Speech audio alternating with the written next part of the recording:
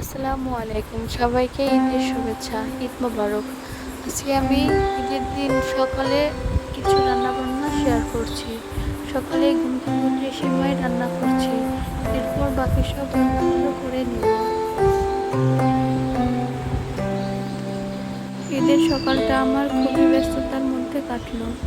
তো দেখতে থাকুন আমার ঈদের দিনের কিছু রান্নাবান্না। ধন্যবাদ। আজকে আর কোথাও ঘুরতে যাওয়া হয়নি। সারাদিন বাসায় ছিলাম। ছেলের সাথে দুষ্টুমি আর খুনসুটির মধ্য দিয়ে সারাদিন কাটালাম।